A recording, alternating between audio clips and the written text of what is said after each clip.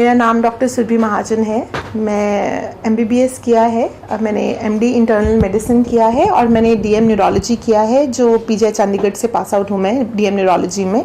हम बात कर रहे हैं न्यूरोलॉजिकल डिसऑर्डर्स के बारे में, न्यूरोलॉजी के बारे में, यानी दिमागी बीमारियों के बारे में। तो जहाँ पे दिमागी बीमारियों की बात आती है वहाँ पे हमें कुछ सिम्टम्स हैं जो बहुत ही प्रमुख तौर से आते हैं। उसमें है सबसे पहला और सबसे कॉमन हेडेक, मतलब सिर का दर्द, जो कॉमनली हमारे पास सबसे ज़्यादा मात्रा में जिससे लोग आते हैं। हेडेक हो रहा है, हमारे पास आया जाता है ये बोल के कि हेडेक हो रहा है, जिसके लिए वो खुद ही हमें बताते हैं कि उनका BP लो है, BP हाई है, टेंशन है। हाँ, ये सारे कारण हैं जो हेडेक को प्रमोट करते हैं, जो हेडेक का कारण हो सकते हैं। पर इसके अलावा भी बहुत ज़्यादा कारण हैं जो हेडेक करते हैं, और उन सब कारणों की प्रॉपर जांच के लिए हमारे पास आना चाहिए। एज न्यूरोलॉजिस्ट हमें कंसल्ट करना चाहिए।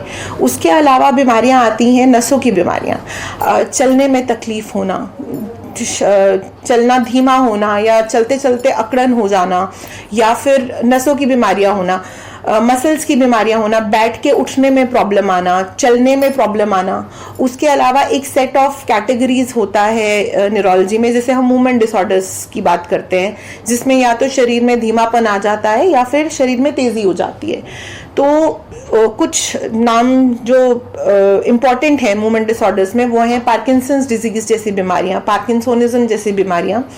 उसके अलावा अटेक्सिया, शरीर में धीमापन आने लग जाता है, बहुत ही स्लो चलने लग जाता है, स्लोनेस आती है एक्टिविटी में, या फिर चलना बहुत ही तेज हो जाता है। गर्दन, हाथ पैर में अगर अकड़न हो जाती है, कंपन होने लग जाती है हाथों में बहुत ज़्यादा, स्टिफनेस हो जाती है, बहुत ही ऐंठ जाता है शरीर, अकड़ जाता है शरीर, या फिर बैलेंस नहीं बनता है, चलते चलते गिर जाता है, डोलने लग जाता है, वो बीमारियां। उसके अलावा भूलने की बीमारियां, हर रोज़मर्रा के काम ना कर पाना भूलने के कारण, कुछ चीज़ें रख के भूल जाना।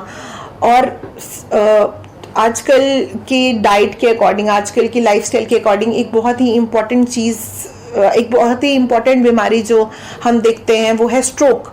सडनली हाथ पैर का चलना बंद हो जाना, एक साइड में अधरंग हो जाना, इट्स वेरी कॉमन। मतलब ये सबसे ज़्यादा कॉमन बीमारी है जो न्यूरोलॉजी के अंडर आती है, जिसे हम देखते हैं। और स्ट्रोक तो एक ऐसी बीमारी है कि अगर कभी भी अधरंग होता है या कभी भी एकदम से बेहोशी हो जाए, एकदम से, तो साथ के साथ हमारे पास आना ज़रूरी है। उसके अलावा मिर्गी के दौरे होना और ये मांसपेशियों में दिक्कत आना, इन सब चीज़ों के लिए आप हमारे पास न्यूरोलॉजी में दिखाने आ सकते हैं। तो साथ के साथ हमारे पास आना ज़रूरी है। उसके